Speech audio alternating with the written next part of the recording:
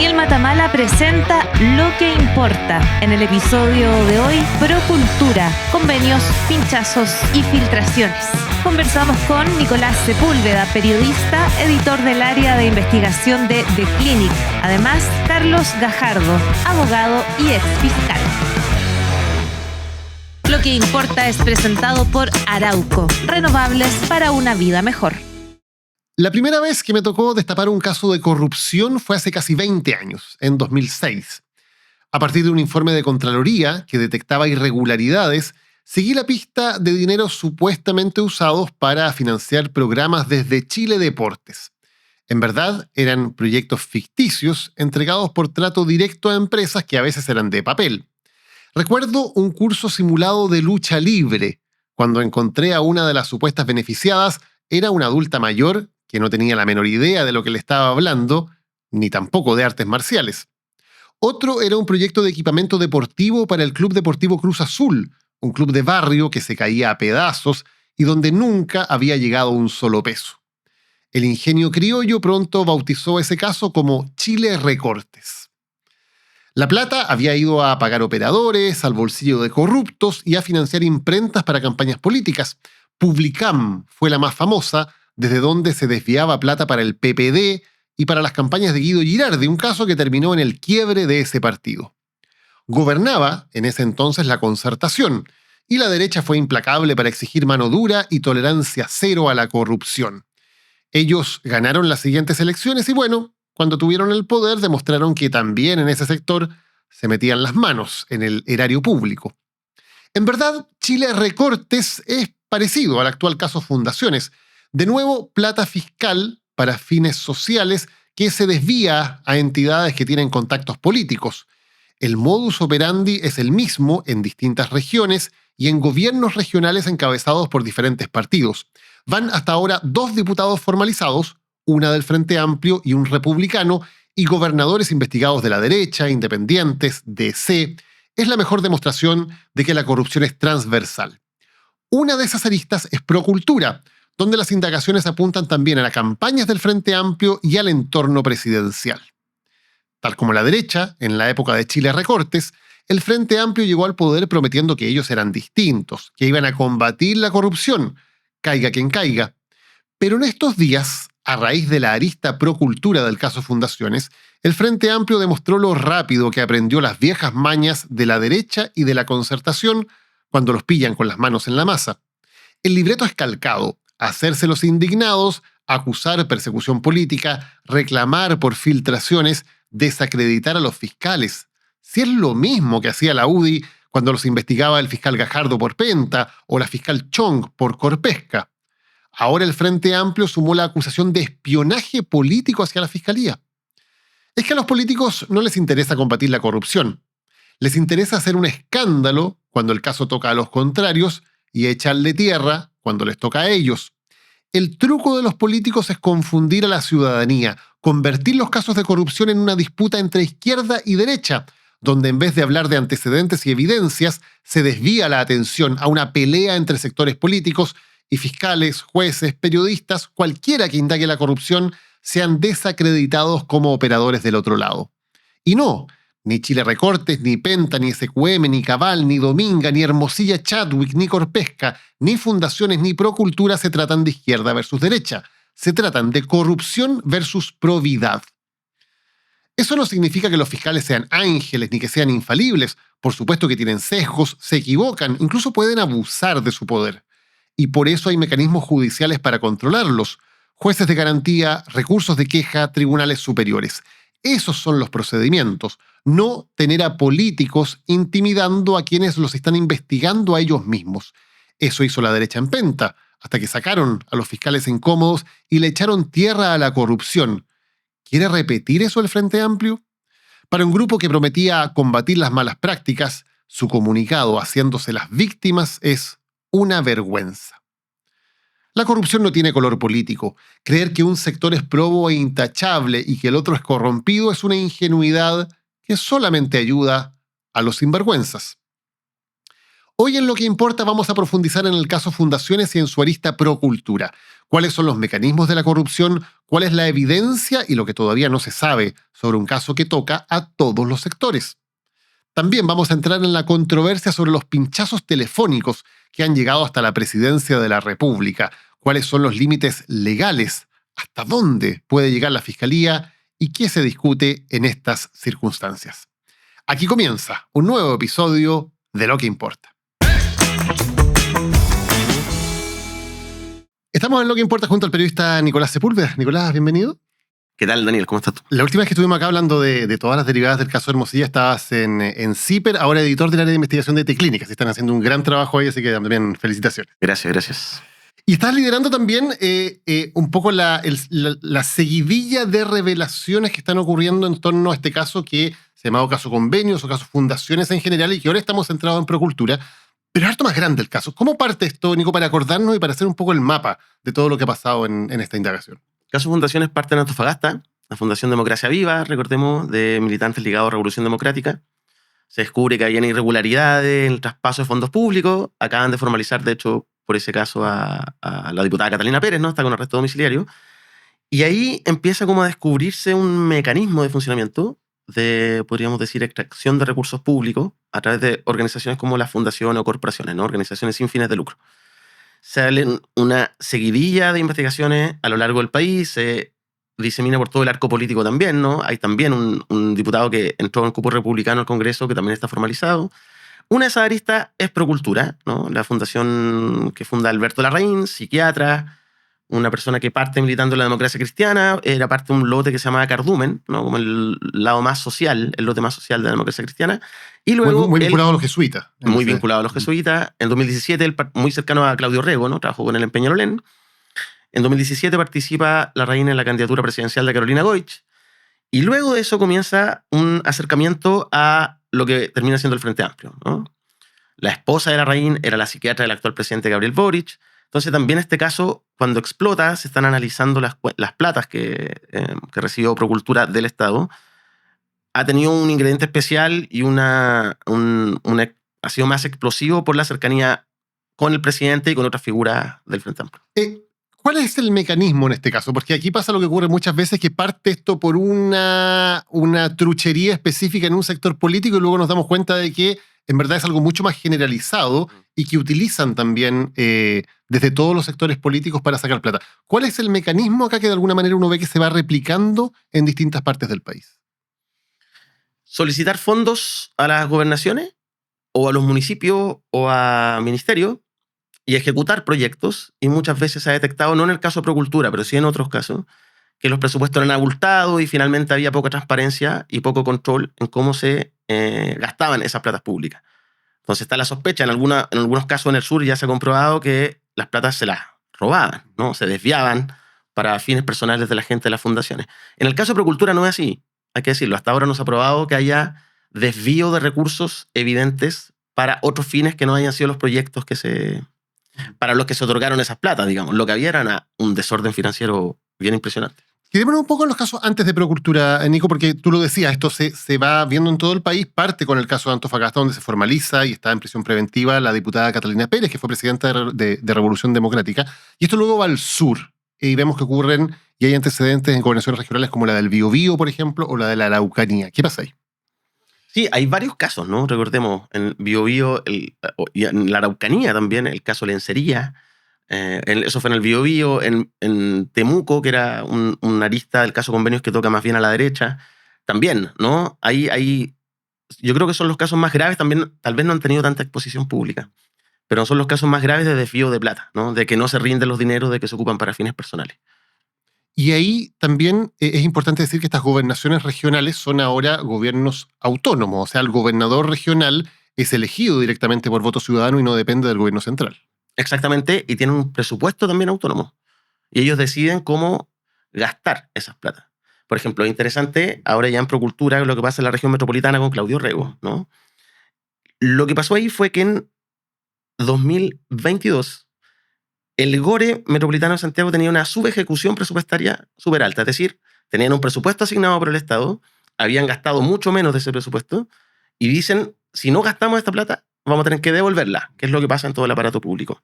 Y por tanto, el gobernador ordena ejecutar una serie de proyectos sociales, ¿no? Entre esos, el programa Quédate, que era un programa que ofrece Procultura, lo negocia entre Orrego, el gobernador, y Alberto Larraín de Procultura, decíamos que eran muy cercanos, ¿no?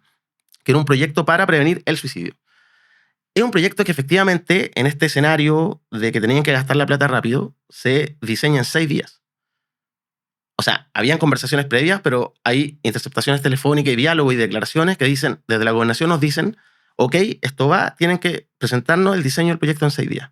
Se hace muy rápida y efectivamente se empieza a ejecutar. Es un proyecto por más de 1.600 millones de pesos, el segundo proyecto más millonario que tiene Procultura, ¿no?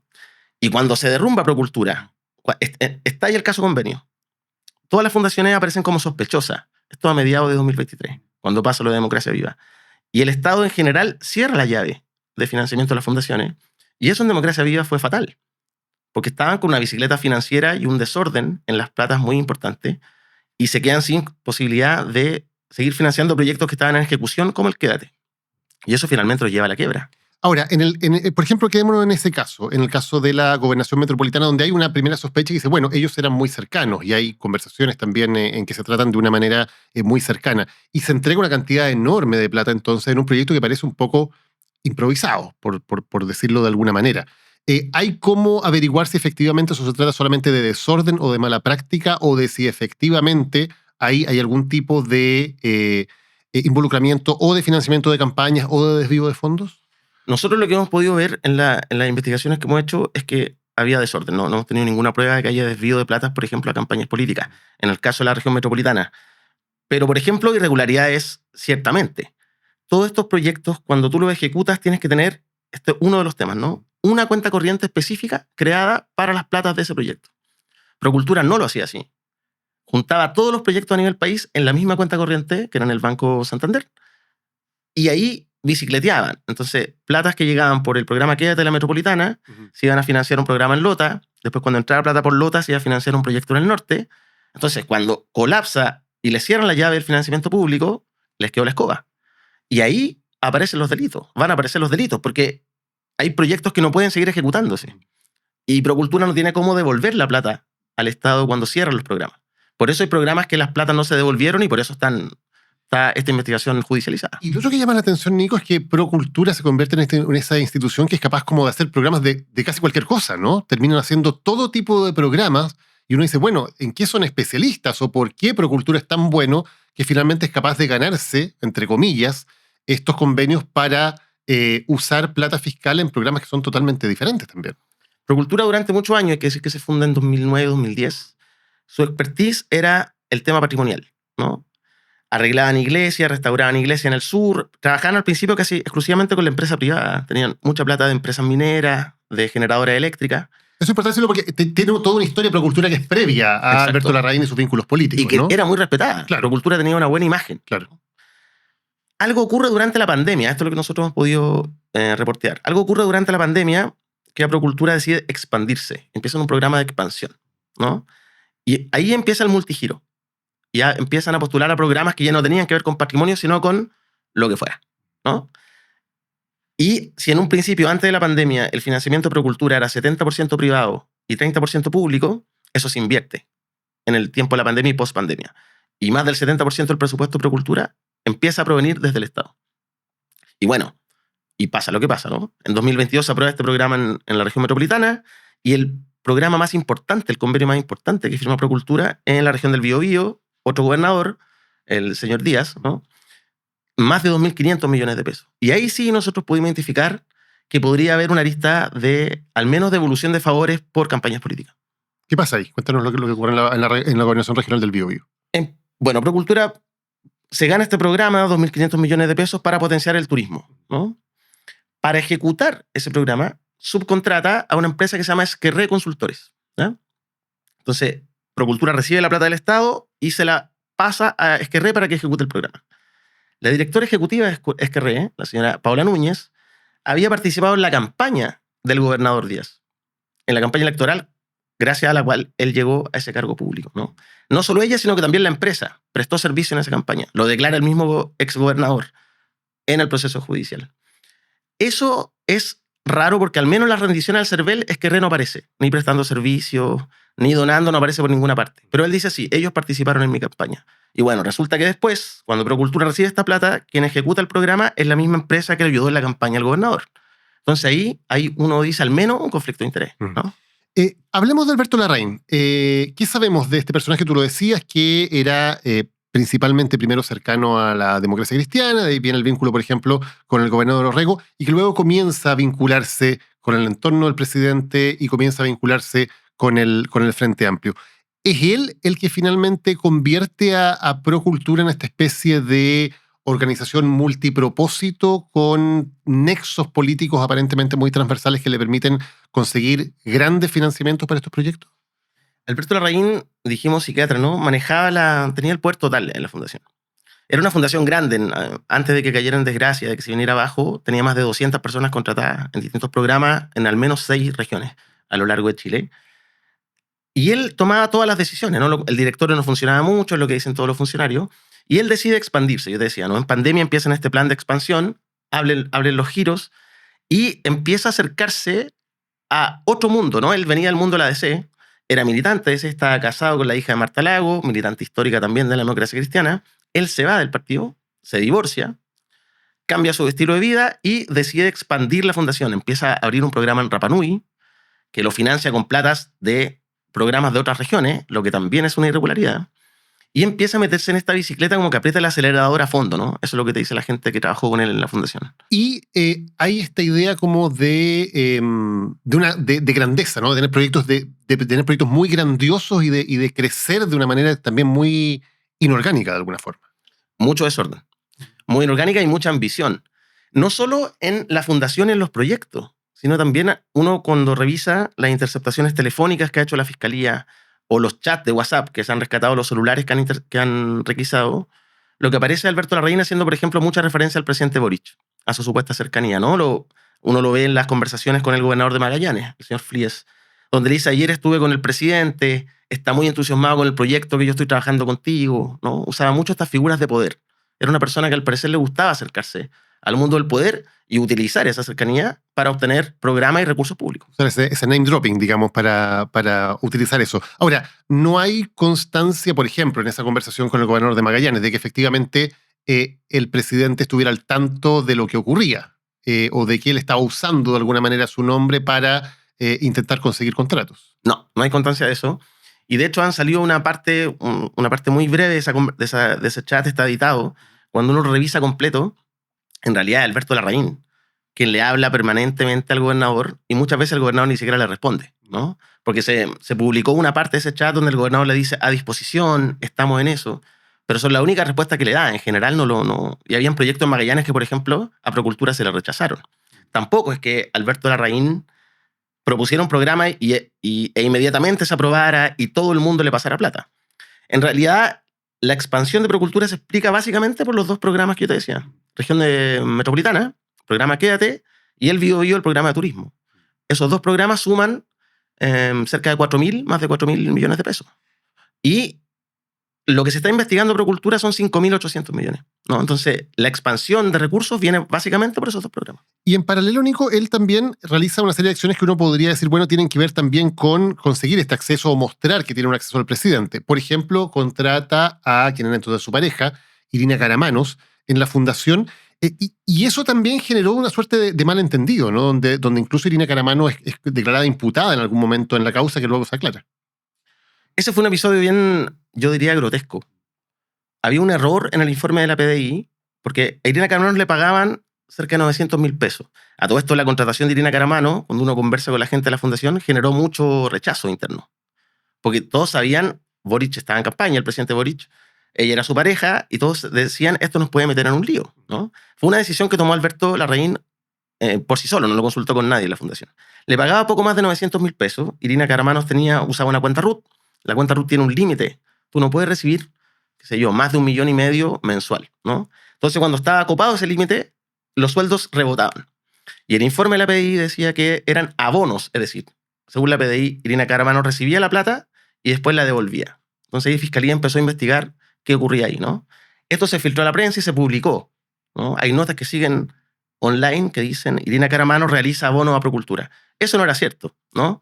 Irina Caramano estuvo imputada, ahora es testigo, la fiscalía se dio cuenta del error y eso se desarmó, ¿no? Pero esa fue una, no sé si operación política, pero fue muy complejo en su momento. Claro, y ese es uno de los puntos que abre dudas sobre la rigurosidad, digamos, en la actuación, en este caso, de la PDI en ese informe y de la Fiscalía al no detectar rápidamente. Digamos que aquí había un error y aclarar inmediatamente la situación, porque pasaron varios meses en los cuales se pone una persona en duda o en entredicho.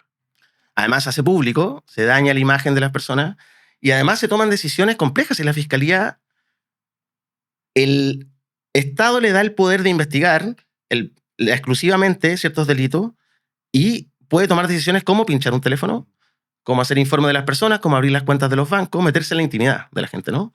Entonces, si se toman decisiones en base a datos errados como este, eso es muy complejo. Y es más complejo aún cuando estamos hablando de autoridades, no porque las autoridades tengan un velo especial, sino porque efectivamente eso genera choques a veces entre poderes del Estado, que ha sido lo delicado en esta situación también. Hablemos un poquito del fiscal, Patricio Cooper. ¿Por qué llega el fiscal a tomar este caso? El error con Irina Caramano se produjo cuando la causa estaba en manos del fiscal Carlos Palma. Era el fiscal regional de Aysén, está suspendido porque está involucrado en el caso Hermosilla, ¿no? Era muy cercano a Luis Hermosilla, va a ser formalizado en una de las aristas del caso Hermosilla. Cuando eso se revela en un reportaje en CIPER, la Fiscalía Nacional le quita la causa de Procultura y se la pasa a Patricio Cooper. Ahí llega Patricio Cooper a hacerse cargo de esta investigación. Ese es el contexto, ¿no? Y en algún momento incluso en la oposición se dijo, bueno, sacaron al fiscal Palma y van a poner a Cooper para tapar un poco este caso. También claro. Aquí se hacen todo tipo de interpretaciones siempre. Y el fiscal Cooper se convierte en una especie de superfiscal porque también está en el caso Cariola, también está en el caso Allende. O sea, es una persona que tiene la confianza del fiscal nacional para trabajar en casos que son controvertidos. Sí, además tiene a cargo todas las causas que investigan al actual oficialismo. Entonces eso ha generado que desde el Frente Amplio salgan a acusar espionaje político, que se diga que tiene una agenda propia el fiscal. Yo no diría eso, el fiscal está haciendo su trabajo, ¿no? Y un trabajo además muy acucioso. En el caso de Procultura, esto no se ha dicho, pero son más de 30 RUCs, es decir, 30 causas distintas que forman parte de Procultura, ¿no? Divididas. Solo en Procultura. Solo en Procultura. Que a su vez es parte de fundaciones, que es algo más grande todavía. Exactamente. Claro. Ahora, durante los últimos 10 días comienza a aparecer como esta explosión de antecedentes o de, comillas, filtraciones sobre el caso. ¿Qué es lo que ocurre para que una indagación que en general se había manejado de manera bastante reservada, incluso también desde la oposición citaron incluso al fiscal Cooper o trataron de citarlo al Congreso para que explicara por qué no se avanzaba en este caso, digamos? O sea, se le acusaba de alguna manera de estar encubriendo al oficialismo, ahora las acusaciones son al revés, claro, evidentemente. ¿Por qué de pronto comienza a aparecer o a fluir hacia la opinión pública toda la información sobre lo que estaba ocurriendo? Se levanta el secreto de la investigación. Y esto es importante decirlo porque siempre se dice, no, la Fiscalía está filtrando, esto es una operación política, ¿no? La gente se pone siempre creativa en función de sus intereses. Lo que ocurre es que se levanta el secreto del caso y el sistema judicial le entrega garantías, tanto a los imputados que están acusados de delito, como a los quienes presentan querellas, quienes impulsan las investigaciones. Cuando se levanta el secreto de los casos, el fiscal está obligado a entregarle copia de su expediente, de su investigación, tanto a defensores como a creyentes. En el caso de Procultura son decenas de abogados entre defensores e imputados. Todos ellos acceden al expediente del caso. Entonces, cuando se dice la filtración viene siempre de la Fiscalía, no viene siempre de la Fiscalía. Y en casos como este es muy difícil identificar por dónde viene una filtración si un documento lo tienen 30 personas distintas, al menos. Y en este caso, de hecho, mientras la Fiscalía tenía, digamos, de alguna manera el monopolio de esa información, no se supo demasiado. O sea, hay muchas cosas que se empiezan a saber recién ahora. Se supo lo de Irina Caramano, por ejemplo, claro, que eso fue muy complejo. Irina Caramano acusa al exfiscal Palma de filtrar esa información y de hacer una operación. Pero claro, no se supo mucho más. Todo lo demás estaba resguardado, efectivamente. Y también, y es importante, porque aquí surgen muchas temas también al respecto, se pide un pinchazo o interceptar, digamos, el teléfono del presidente de la República. En dos ocasiones. Esa es una petición que sí hace el fiscal Cooper. ¿Por qué hace esa petición y qué pasa con ello? Porque existen referencias al presidente Boric en el expediente judicial. Dijimos ya esta conversación de Alberto Larraín con el gobernador Fríes diciendo, hablé con el presidente ayer. Existe otra conversación interceptada, Josefina Uneus, la ex esposa de Alberto Larraín, que era la psiquiatra del presidente Boric, nos enteramos ahora, que una conversación que salió en los medios donde él estaba preocupado por la situación de Irina Caramano, su expareja, ¿no? Entonces, esos elementos, y hay otro elemento que es mucho más indirecto, que ha salido mucho en los medios, pero hay que decirlo, es indirecto, donde en una conversación interceptada, 2 personas de Procultura conversan con una tercera que se llama Lucía, no tenemos más antecedentes de ella, y que estaba cobrando un dinero que le debía a Procultura. Procultura había quebrado, no tenían plata, le decían no tenemos plata. Y Lucía dice, hablé con Alberto Larraín y me dijo, puse mucha plata para la campaña del Boric, así dice el informe, así que no les voy a pagar ni ahora ni nunca. Esa es otra referencia, muy indirecta. Es una persona diciendo que Alberto Larraín dijo. Claro, no es Alberto Larraín directamente diciendo que puso plata para la campaña, cosa que de hecho él ha negado. Exactamente. Bueno, y con esa referencia el fiscal dice, ok, hay que pinchar el teléfono del presidente porque podría estar involucrado. Y hay que recordar, el fiscal no puede pinchar teléfonos sin tener la autorización de un juez de garantía, y él va al juez de garantía de Antofagasta en este caso, porque hay parte del caso, y el juez le dice que no 2 veces. 2 veces le dice que sus supuestos son vagos, que la interpretación que hace de las conversaciones no se sustenta en hechos concretos, así que no, y no lo autoriza. Y por lo tanto eso hay que dejarlo claro, no se ha pinchado el teléfono del presidente. No, hasta lo que sabemos. Hasta lo que sabemos. Sí se pinchó el teléfono de quien era su jefe de asesores, Miguel Crispi. Se extendió 2 veces, nosotros publicamos un reportaje en The Clinic donde mostramos que los argumentos, al menos para extender esa interceptación telefónica, tenían que ver con la política. Eran 2 conversaciones que el fiscal le presenta al tribunal pidiéndole permiso para extender esa interceptación, y en esas 2 conversaciones lo que Crispi hacía con su pareja y luego con alguien, al parecer del PPD, del partido político, era solicitar apoyo por las críticas que recibía de sus opositores, que le pedían la renuncia. Digamos, ¿no? En esas conversaciones no se hablaba sobre Procultura. Ahora, se está buscando evidentemente en un caso como este qué pasa con esas platas, si hay platas que vayan al bolsillo de políticos o a campañas políticas, que es la sospecha generalizada cuando ocurre este tipo de cosas, porque hay una larga historia de que eso, cuando uno se pone a indagar, generalmente uno encuentra que hay plata que de alguna manera va a campañas. No hay hasta ahora más que estas referencias en torno a la campaña del presidente Boric, pero sí hay algunos casos. Por ejemplo, un caso, Nico, donde hay más antecedentes es el de Limache. ¿Qué es lo que pasa ahí? Sí, bueno, la vida personal de Alberto Larraín está expuesta porque tiene que ver con la investigación, ¿no? Alberto Larraín se separa de su esposa, asume una condición sexual distinta y comienza a pololear con un militante del Frente Amplio que se llama Sebastián Balbontín, que fue 2 veces candidato a alcalde justamente por Limache. En Limache, Procultura abre una sede, hace unos proyectos de murales, empieza a desarrollar distintas iniciativas, instala una sede, y hay testimonios judiciales que dicen que en esa sede no solo funcionaba Procultura, sino también era el centro de acción de Sebastián Balbontín, que intentó ser candidato a alcalde en 2021 y 2024. Hay testimonios que dicen que que Larraín le compró un auto a Sebastián Balbontín para que lo pudiera usar durante su campaña. Y además, Alberto Larraín reconoce en su declaración que él aportó dinero a la campaña al menos de 2024 de Sebastián Balbontín a través de terceros. Y nosotros pudimos comprobar en los registros del CERVEL que eso es así. Eso también es irregular, ¿no? La plata venía de Alberto Larraín, pero él no aparece donando esa plata, sino que aparecen amigos de él haciendo esos aportes. Son aportes menores, 4 o 5 millones de pesos. Tampoco es que sea el gran financiamiento, pero sí la Fiscalía detectó más de 120 depósitos por más de 50 millones en ese periodo de tiempo. Y ahí eso lo va a determinar la investigación, si eran aportes esos más de 50 millones políticos o más bien se trataban de una transferencia entre parejas donde uno le financiaba la vida al otro, ¿no? Hay otros casos también, porque aquí estamos en un momento donde se están sabiendo muchas cosas, digamos, y por lo tanto hay muchas aristas que uno no sabe cuáles de ellas van a terminar efectivamente en que puede haber alguna irregularidad o algún delito, y cuáles efectivamente después de indagar finalmente se dice, bueno, aquí no había nada, o al menos no se pudo comprobar nada. ¿Hacia dónde, Nico, crees que va a ir las futuras revelaciones o de lo que tú has visto del caso? ¿Cuáles son las líneas que se ven más prometedoras en términos de que se puedan encontrar que hay irregularidades en este caso? La Fiscalía está investigando con mucho ímpetu la arista del financiamiento de campaña. Yo no sé si más allá de lo de Limache u otro caso puntual puede haber mucho más. Yo no he visto. Y además de lo que tiene la Fiscalía, nosotros hemos reporteado con gente de la Fundación, con gente que conocía estas tramas, y nos dicen que no es que desde Procultura se financiaba masivamente campañas políticas, ¿no? Lo que debiera ser capaz de probar la Fiscalía, eso sí, es las irregularidades de Procultura con el manejo de los fondos públicos, ¿no? Yo te decía esto, jamás tuvieron una cuenta corriente propia para cada proyecto, que es lo que indican las bases de la licitación o los convenios, y efectivamente hay mucha plata al Estado que no le devolvieron. Los programas que estaban en ejecución cuando Procultura quiebre y cae en desgracia, esa plata no se devolvió. en distintas gobernaciones, en distintos organismos públicos, Procultura le debe dinero al fisco. Y le debe dinero a sus trabajadores también. Nosotros publicamos la historia más del hombre de confianza de Larraín que falleció cuando le debían todas sus cotizaciones, ¿no? Tremenda historia publicada en Teclin también, que recomiendo verla. Nico, antes de despedirnos, cuando hablamos de este caso, mucha gente y nos escriben, digamos, y nos dicen ¿por qué con este caso están tapando el caso Hermosilla? ¿O por qué con este caso están tapando que nunca se supo nada sobre Chadwick? Como es un tema que tú has reporteado muchísimo y lo has investigado, te pregunto, ¿qué pasa con el caso Hermosilla? Nos dicen, o sea, nosotros seguimos publicando e investigando el caso Hermosilla. Publicamos cada 2-3 semanas un reportaje nuevo. Claro, el caso Hermosilla ya lleva un tiempo. Efectivamente, cuando antes publicábamos, todos los medios replicaban y era noticia nacional. Hoy día muchas veces publicamos y ningún medio se interesa, ¿no? Entonces queda solamente lo que hacemos en The Clinic.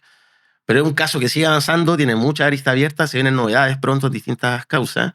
Y claro, y lo de Chadwick lo mencionan mucho. ¿Cuándo Chadwick? ¿Qué sé yo? Nosotros hemos publicado los chats de Chadwick con Hermosilla en, yo creo, 4 o 5 reportajes distintos. Eso está publicado. Nadie está, al menos no nosotros como periodistas de investigación, protegiendo ni Hermosilla ni Chadwick, ¿no? La gente siempre trata de adjudicar una intencionalidad política a los reportajes o las investigaciones. ¿Qué puedo decir? Al menos nosotros no actuamos políticamente, sino por un afán noticioso y tratar de buscar la verdad en algunos casos que creemos que son relevantes, pero no. Eso, seguimos investigando, ¿no? Nicolás Sepúlveda, editor del área de investigación de Teclinic, gracias por habernos acompañado hoy hablando de un tema que importa. Gracias, Daniel, que estés bien. Sorpréndete con la increíble fauna de nuestro país. Arauco te invita a escuchar Voces del Bosque, un podcast que busca darle voz a lo que importa, enseñándonos a conservar el presente para construir el futuro. Arauco, renovables para una vida mejor. Estamos ahora junto con el abogado y exfiscal Carlos Gajardo. Carlos, bienvenido para hablar de un tema que importa. Muchas gracias por la invitación. Carlos, recordábamos y te mencionaba en la introducción del programa, cuando tú empiezas a investigar el caso Penta, que luego se convierte en caso SQM, y empiezas a recibir una andanada, no digamos de críticas, sino de ataques con los cuales el poder político que estaba siendo investigado quiere y logra finalmente sacarte de la investigación. ¿Es algo que tú ves que se repite en casos de corrupción? Es una constante, diría yo, ¿no? Efectivamente, a la clase política le molesta mucho que sea juzgada, investigada, eventualmente condenada incluso, y usa todos los medios que tiene a su alcance en general para evitar ese control, esa persecución. Yo creo que no es algo que sorprenda, se ha hasta inventado una categoría para eso, ¿no? Hablar del lawfare, cuando hay persecuciones en contra de personajes, como señalando que todo fuera una maquinación sin que importe al final la realidad, los hechos. Y eso hace que sea complejo, diría yo, para la ciudadanía distinguir qué es qué finalmente, porque recibes mucha información cruzada de que esto sería montaje, que sería espionaje, que sería una persecución, que hay un fin político, en fin, y por eso siempre creo que es bueno finalmente irse ateniendo a los hechos. Cuando el Frente Amplio, por ejemplo, en una declaración oficial del partido, dice que aquí lo que hay es un espionaje político del fiscal, ¿qué te parece? Es que me cuesta entender esa declaración, es como absurdo. ¿A qué se refieren con que hay un espionaje? ¿Quién los está espiando? ¿El fiscal? ¿Tiene a su juicio tiene una búsqueda de una cosa distinta que no sea de investigación final? Fíjate que en esto es importante, Daniel, tener presente que los fiscales son los que están a cargo de la persecución penal. Ese es el nombre que se utiliza, ¿no? O sea, cuando una persona dice es que el fiscal me está persiguiendo, no está diciendo otra cosa que está cumpliendo su rol. La fiscalía lo que hace es persecución penal y por lo tanto, obviamente, quien es sujeto de una persecución penal tiene y fundadamente la percepción de que está siendo perseguida. Es eso lo que hace un fiscal. Pero hablar de un espionaje político, la verdad que a mí me parece que es francamente pasarse películas, creer que estamos en otra dimensión y no atenerse a los hechos, que de nuevo lo que muestran es que hay un caso plausible que merece ser investigado. ¿Te recuerda un poco lo que te pasó a ti con la UDI, por ejemplo, en ese momento que te acusaba también de cosas parecidas? Sí, pero en mi caso yo diría que fue más transversal, ¿no? Porque efectivamente al principio la persecución fue en el caso Penta, pero cuando se extiende a SQM, la verdad que ahí recibimos ataques surtidos y variados. Es muy conocida, por decir algo, ¿no es cierto?, una foto de la cuenta pública el 21 de mayo en que está el fiscal nacional en el Congreso solo, ¿no es cierto? O sea, no lo pescaba nadie. Y efectivamente no solo hubo crítica pública, que a mí en principio no me molesta, está bien, es el juego político, sino que hubo actos concretos, en el caso Penta SQM, de impunidad, que partieron desde el Ejecutivo en su momento, ¿no es cierto?, descabezando al Servicio de Impuestos Internos, que era clave en esa materia, y desde el Congreso en la búsqueda y el nombramiento de un fiscal nacional ad hoc para el caso de Jorge Abbott. Y luego, con toda otra operación que no me he enterado posteriormente, ¿no es cierto?, de Hermosilla, Guerra para terminar las causas. Entonces, yo distinguiría de la crítica política que se hace, que en general yo creo que el fiscal tiene que tener el cuero duro y aguantarla, digamos, y hacer oído sordo a ella, de aquellos actos concretos en que lo que se busca es desestabilizar al fiscal, cambiar las condiciones y, en definitiva, generar la impunidad en un caso. Claro, ahora en este caso también, más allá de esta declaración, por ejemplo, también desde el oficialismo se está impulsando una acusación para sacar al fiscal Cooper por otro tema, por el tema del caso Sierra Bella, y además se está amenazando incluso con acusar al fiscal nacional, Ángel Valencia, si es que él no de alguna manera pone en redil al fiscal. Me parecen mal esas acciones, pero creo que están igual dentro de un contexto de institucionalidad. Tampoco me preocuparía mucho lo que te quiero decir con eso, ¿no? Hay que recordar que hace un par de meses, desde el otro lado del frente, ¿no es cierto?, desde la derecha se acusó al fiscal Armendáriz por temas básicamente políticos, ¿no es cierto? Se decía que él tenía una persecución en contra de carabineros y por ideológica, se llevó a la Corte Suprema y se rechazó por unanimidad. Entonces, me parece que eso es lo que va a pasar también con la acusación en contra del fiscal Cooper, y de nuevo, no me parece que eso tenga algún efecto en la realidad. Me preocupan otro tipo de cosas, ¿no?, que finalmente tienen que ver, por ejemplo, con los cambios de fiscales, ¿ah? Yo creo que aquí hay una presión, por supuesto, de lado y lado para que el fiscal Valencia cambie al fiscal Cooper, o lo está pidiendo también la UDI para que lo nombre como fiscal exclusivo. Yo creo que ambas peticiones debieran ser desechadas, y yo creo que ahí uno tiene que tener más ojo. ¿Cuáles son los movimientos que se hacen en la fiscalía con las causas? Porque ha pasado desapercibido que en la otra causa relativamente importante, ¿no es cierto?, que tiene que ver con la investigación de los audios de Hermosilla, el fiscal nacional hizo un movimiento que a mí me parece una mala señal. Le quitó la causa a la Fiscalía de Rancagua, que había conseguido ciertos allanamientos, le quitó una segunda causa a la fiscal Chong y las entregó a la fiscal Peribancic. Yo creo que ese tipo de movimientos a mí me producen una señal negativa versus estas solicitudes institucionales que, como no tienen fundamento, creo que van a ser rechazadas. ¿Y por qué te preocupa específicamente esa movida del fiscal nacional en torno a esos casos? Porque me parece que no tiene fundamento. Estábamos hablando de fiscales que estaban llevando adelante la investigación, y la Fiscalía de Rancagua había obtenido con autorización judicial la incautación de diversos teléfonos del del ministro Antonio Ulloa, del ministro Héctor Meri. Ese último fue dejado sin efecto por la Corte, pero en el fondo tú lo que ves es que son causas que están avanzando, y obviamente me preocupa cuando uno ve que causas que están avanzando se cambia al fiscal, porque eso es una mala señal. Se está diciendo, sabe que no vaya tan rápido, cuando la Fiscalía lo que tiene que hacer, por supuesto, en este tipo de causas es ir con firmeza avanzando para intentar obtener la verdad de lo hecho. Tú lo decías, son persecutores, o sea, los fiscales tienen que perseguir efectivamente las evidencias de la investigación, sea quien apunte en esas evidencias.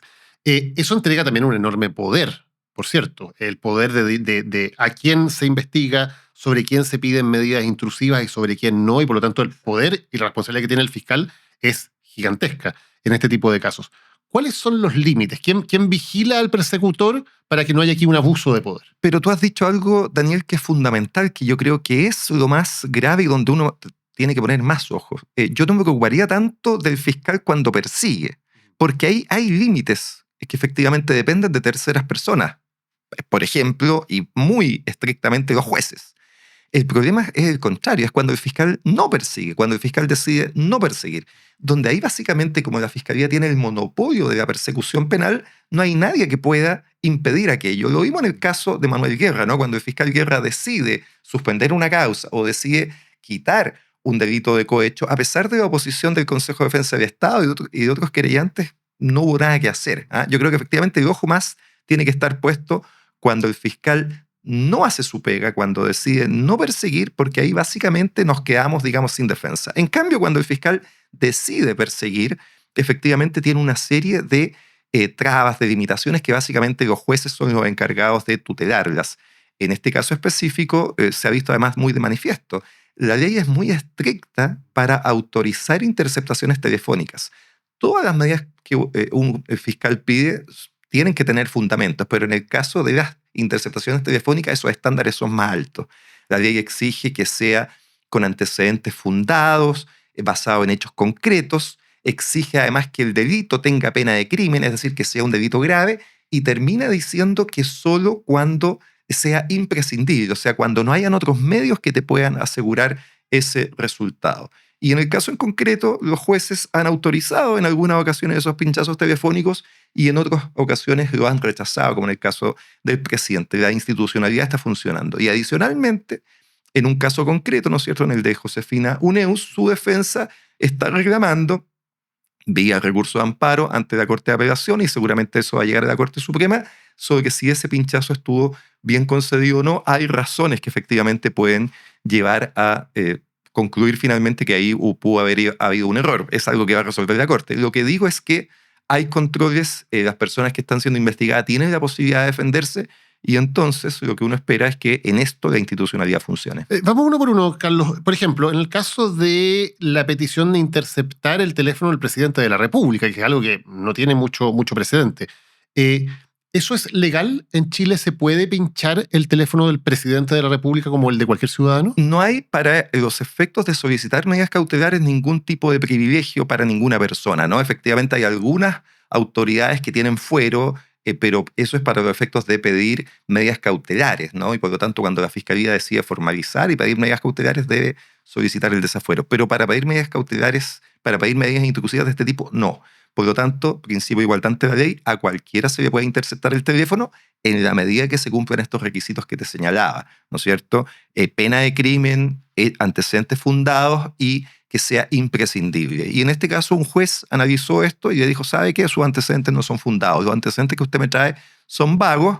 Tiendo a coincidir con esa apreciación del tribunal y por lo tanto el fiscal no pudo hacer esa interceptación. Uno podría decir, desde la crítica a la labor del fiscal, bueno, eso prueba que el fiscal entonces estaba haciendo mal el trabajo, porque sin tener los antecedentes suficientes intenta una medida tan relevante como interceptarle el teléfono al presidente. No, yo creo que eso lo que demuestra es que el sistema funciona. Es decir, el fiscal, por supuesto que, de nuevo, tiene que tener ese espíritu persecutor y en ocasiones va a hacer solicitudes que sean finalmente rechazadas por los tribunales. Si no fuera así, ¿para qué tenemos jueces, ¿no? ¿Para qué tenemos tribunales? Si es que al final el fiscal siempre lo que se le solicitara es correcto, está bien pedido y va a ser aprobado por un juez, entonces el juez termina siendo un buzón y entonces no tengamos jueces, dejemos todo a criterio del fiscal. No, a mí me parece que el caso justamente demuestra que el sistema funciona y me parece que por supuesto que un fiscal puede cometer errores, puede hacer solicitudes que sean inapropiadas y para eso está el tribunal, para que lo controle. Claro, ese caso se rechazó, pero hay otras interceptaciones de alto impacto político, por decirlo de alguna manera, que sí se realizan. Por ejemplo, a Miguel Crispi, quien era el jefe de asesores, el jefe del segundo piso del presidente. Y ahí tengo otra pregunta, Carlos. Una cosa es pinchar un teléfono para entonces ver si con esa interceptación se consiguen antecedentes relevantes para la investigación, que puede que sí o puede que no. El punto es que al pinchar un teléfono, sobre todo de una autoridad política, tú vas a tener acceso a un montón de información que no es relevante criminalmente, pero que sí puede ser muy explosiva desde el punto de vista político o incluso de la intimidad de las personas.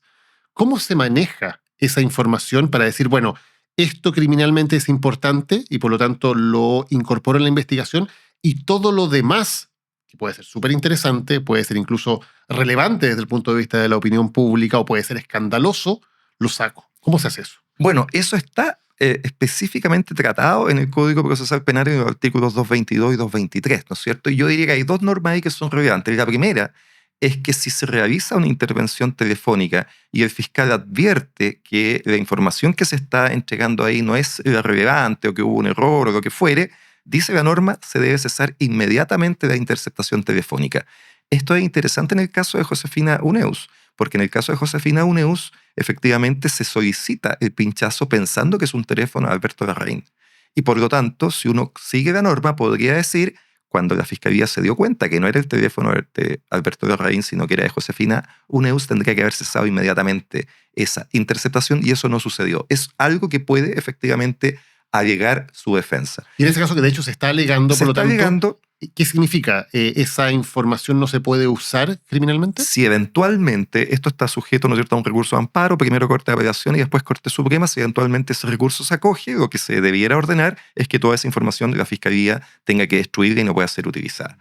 Y lo segundo que dice la norma respecto a lo que tú preguntas es que toda aquella información que sea irrelevante penalmente, también la Fiscalía debe destruirla. Dice se le deberá devolver al interesado, si son, ¿no es cierto?, algo físico, y deberá ser destruida. Lo que es evidente, la información que no es relevante penalmente, la Fiscalía no la puede utilizar y debe destruirla.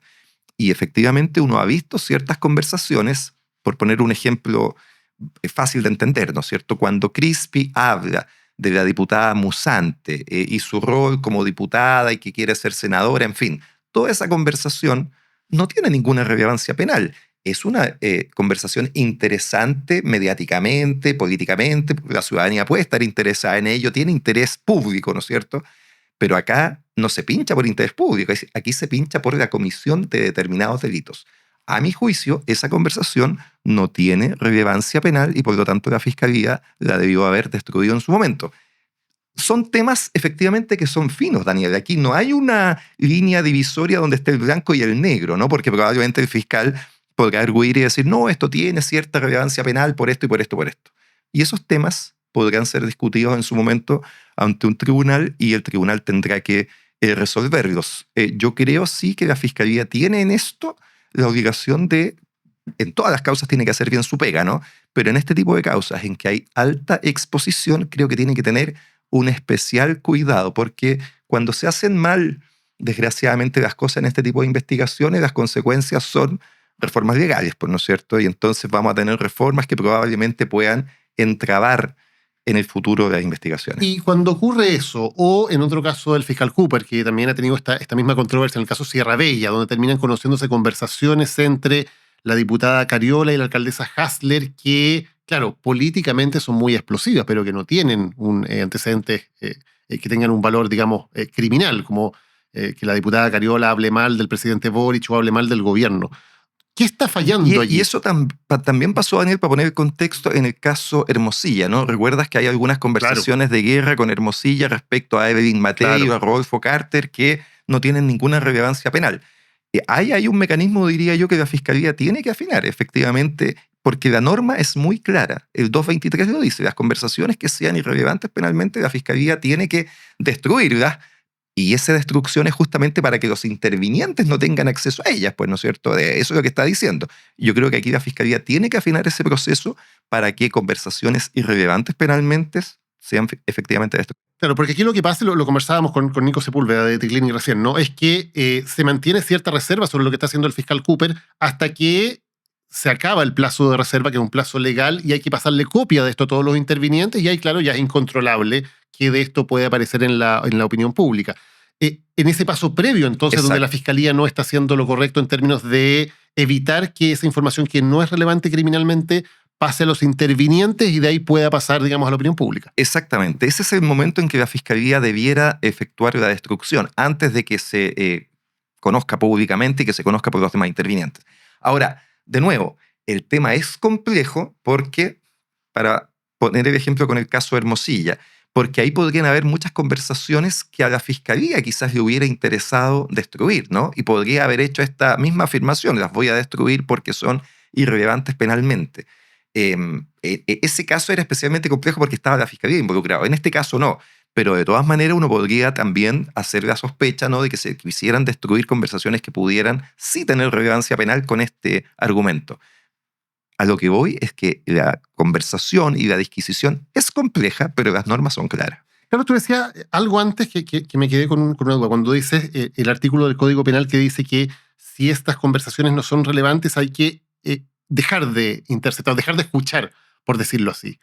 ¿Cómo se hace eso? Finalmente, si tú tienes un teléfono pinchado durante 60 días, que es en general el plazo que se pide en un primer momento, probablemente el 99% de las cosas que tú escuches en ese teléfono van a ser cosas irrelevantes, íntimas o conversaciones con otro tipo de cariz, y de pronto va a aparecer una conversación con valor criminal. ¿Cómo funciona eso? Bueno, justamente el plazo de los 60 días es muy interesante porque es un plazo relativamente acotado que la ley te permite y solo puedes solicitar una renovación en la medida que en esos 60 días hayas obtenido alguna inferencia, información que te diga efectivamente esto es relevante de escuchar. Pero el punto, cuando ya no hay renovación, sino que en la primera, yo creo que sobre todo tiene que ver con los errores. Es decir, porque efectivamente, si bien hay un catastro de a quién pertenece un teléfono, yo creo que eso no es suficiente, ¿no es cierto? Muchas personas tienen teléfonos a nombre de otras. Yo tengo, por ejemplo, los teléfonos de mis hijos a mi nombre, y es una situación parecida a lo que sucedió en el caso de Larraín con Uneus. Pero pueden haber muchas situaciones de ese tipo, ¿no? Teléfonos de prepago, en fin. Si efectivamente se pincha un teléfono y hay un error en la persona que tú estás interceptando, la ley en el artículo 222 pide que tú identifiques a la persona que estás escuchando. Tú no interceptas teléfonos anónimos, ¿no? Y en algún caso puede que no tengas la información, pero en general tú interceptas teléfonos de personas determinadas, como fue en este caso.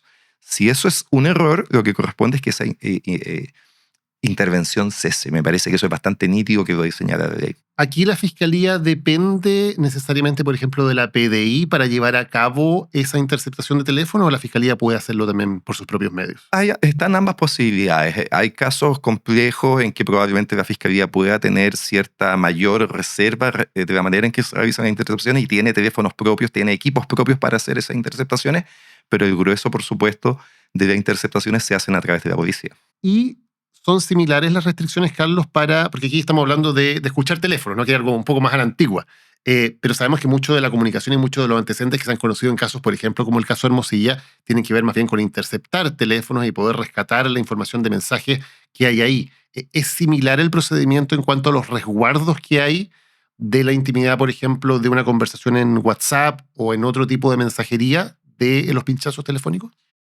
Tiene ciertas diferencias en cuanto a que la interceptación telefónica tiene requisitos más estrictos, ¿no? Tú puedes incautar un teléfono en una causa que no tenga pena de crimen. En cambio, para interceptar un teléfono tiene que ser una pena de crimen y la palabra de lo imprescindible está solo referida para las interceptaciones telefónicas. Pero sin duda, el deber que tiene la Fiscalía de concentrarse en lo relevante penal también está para las conversaciones vía WhatsApp. Y en tu experiencia, Carlos, ¿de qué depende? Porque una cosa es que un fiscal, por ejemplo, pide una orden de allanamiento y pide interceptar teléfonos. Eso le sirve para ver qué es lo que ya ocurrió, ¿no? Porque evidentemente se pone bajo aviso a la persona y en cambio la interceptación telefónica permite, sin que la persona sepa, estarla vigilando. ¿En qué casos son útiles esas herramientas? Yo diría, y por eso este caso en eso ha sido una innovación, yo diría que en general tú interceptas teléfonos cuando tienes sobre todo la creencia de que la actividad criminal se mantiene y por lo tanto escuchas porque piensas que aún se están cometiendo delitos y esto es muy típico entonces en delitos de emprendimiento criminal, como el tráfico de drogas o en general los tráficos, ¿no? El tráfico de armas, el tráfico de personas, delitos que se están cometiendo permanentemente.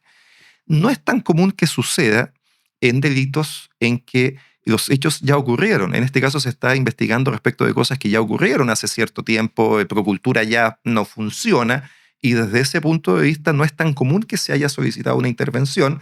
El objetivo que uno puede entender es que, por supuesto, en esas conversaciones se hable de cosas que pasaron antes, en el pasado, que existan, por ejemplo, confesiones de antecedentes, en fin, pero efectivamente, probablemente la mayor utilidad está más bien en casos de emprendimientos criminales. Carlos, una de las cosas de la que uno sospecha, evidentemente, y de la que se entiende que hay una indagación, tiene que ver con si parte de estas platas fueron a financiar campañas políticas, hablando específicamente de lo que ha ocurrido en fundaciones y más claramente en Procultura. ¿Puede ser esa una arista o que está un poco maniatado el fiscal? El fuerte de la investigación en este caso es por el delito de fraude al fisco, ¿no? Es decir, por dineros que salen del Estado hacia un privado y uno puede entender que hubo una especie de fraude, de acto engañoso para apropiarse de esos dineros y por lo tanto los dineros no tuvieron un fin público. Y no son pocos dineros, estamos hablando de más o menos 6.000 millones de pesos que se habían entregado a Procultura. Sin embargo, para investigar directamente el delito de financiamiento ilegal de campañas, ese es un delito que en Chile se estableció el año 2016, después del caso Penta.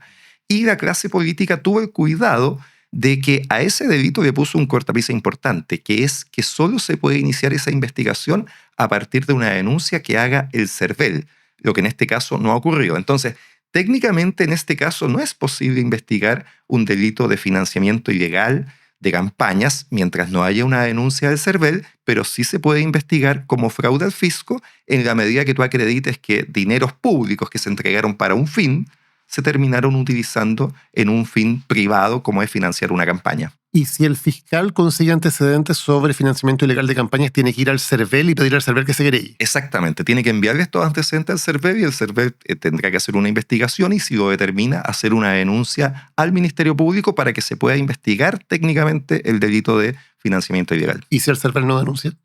Entonces no va a poder hacer esa imputación y solo podrá hacerla por el delito de fraude al fisco. Que es lo mismo que pasa, Carlos, en el caso de los delitos tributarios, con impuestos internos. Es exactamente lo mismo que pasa con los delitos tributarios, los delitos aduaneros, el delito de financiamiento ilegal y el delito de colusión. Estos dos últimos delitos son delitos post-caso Penta, cuando la clase política le tenía mucha desconfianza al trabajo de la Fiscalía y puso esta cortapisa, ¿no? En el caso de los delitos de financiamiento electoral, decir solo se pueden iniciar por denuncia del CERVEL y en el caso de los delitos de colusión solo se pueden iniciar por denuncia de la Fiscalía Nacional Económica. Que es bien interesante, porque en el fondo los únicos casos en los cuales hay esta cortapisa que la Fiscalía no puede investigar por sí misma, sino que depende de un ente que tiene un poco también de elementos políticos. El CERVEL es cuoteado políticamente, etc. El director de impuestos internos es nombrado por el presidente de la República. Son solo los casos de cuello y corbata, delito de cuello y corbata. Absolutamente. Los 4 casos en que la Fiscalía no tiene la potestad de iniciar de oficio investigaciones son delitos de cuello y corbata. Delitos tributarios, aduaneros, delitos electorales, ¿no es cierto?, de financiamiento y el delito de colusión. Es evidente, ¿no es cierto?, que ahí hay una forma de legislar que hace una diferencia, a mi juicio, indebida ante la ley, pues privilegia, le termina generando un privilegio a determinados delincuentes versus otros. Carlos Gajardo, gracias por habernos acompañado hoy, hablando de un tema que importa. Gracias por la invitación.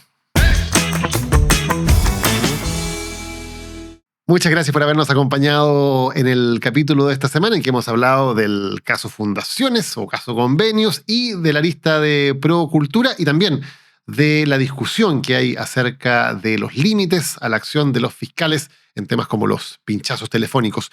Si te gustó este capítulo, recuerda por favor recomendarlo, haz correr la voz para hacer crecer esta comunidad que ya tenemos en YouTube, donde puedes suscribirte para recibir nuestros contenidos, también en Spotify y también a través de mi Instagram. Nos encontramos con otro tema que importa la próxima semana. Lo que importa es presentado por Arauco, renovables para una vida mejor.